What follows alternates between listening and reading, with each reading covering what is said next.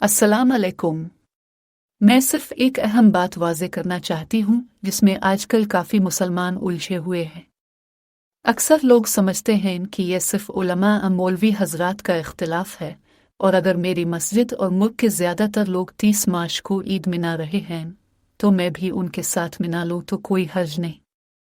लेकिन बात यह है कि हम सिर्फ लोगों की बात नहीं मानते।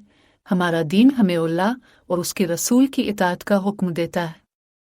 अल्लाह ताला सूरत अल-निसा आयत 59 में फरमाता है, ये ईमान वाल, अल्लाह की इताअत करो और रसूल की इताअत करो और इन लोगों की जो तुम में साहिब इख्तियार हैं।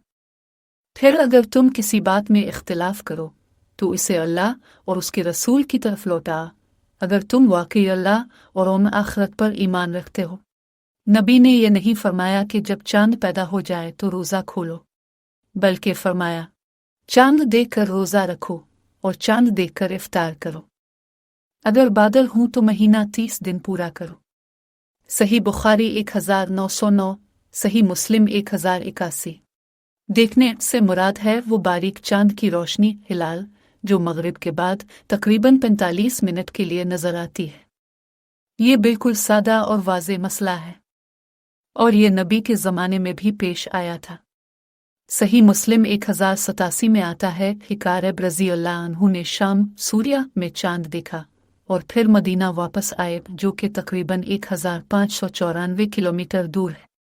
जब उन्होंने इब्न अब्बास रज़ी अल्लाह अन्हु को बताया कि शाम में चांद देखा गया है तो उन्होंने फरमाया, हम मुआविया की रुयत के मुताबिक अमल नहीं करेंगे, हमें रसूल अल्लाह ने इसी तरह हुक्म दिया है।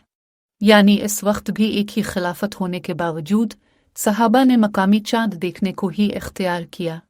अब कुछ लोग कहते हैं हम इमाम अबू हनीफा की तकलीद करते हैं और इन्होंने आलमी रुयत की इजाज़त दी थी। ये भी एक गलत फहमी है। इमाम अबू हनीफा ने यह बात इस दौर में कही थी जब ना दूरबीन थी, ना बैन अल-अक़वामी मालूमात का निज़ाम, और उनका उसूल था अगर कोई सही हदीस मिल जाए तो वही मेरा मसलक है। किसी के लिए जायज़ नहीं कि वो मेरी बात को बग़ैर दलील जाने कबूल करे। और इमाम मालिक फरमाते हैं, हर शख्स की बात रद्द और कबूल की जा सकती है सिवाय इसके जो इस कब्र में मदफून है। यानी नबी अकरम की कब्र की तरफ इशारा करते हुए। अब बात करें 29 मार्च 2025 की। इल्मी और फलकियाती शवाहिद के मुताबिक इस रात बरतानिया में चांद का नजर आना मुमकिन ही नहीं था।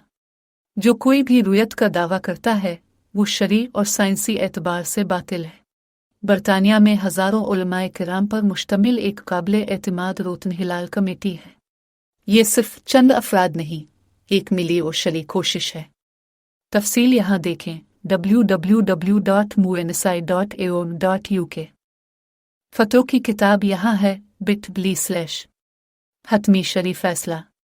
कुरान, हदीस, फ़िक़्ह और फलकियात की रोशनी में 30 मार्च को ईद नहीं हो सकती। जिसने जानबूझकर रोज़ा तोड़ा इस पर क़ज़ा और तौबा लाजिम है। जो किसी गलत फहमी का शिकार हुआ वो भी क़ज़ा करे एहतियातना, अल्लाह मुआफ़ करने वाला है।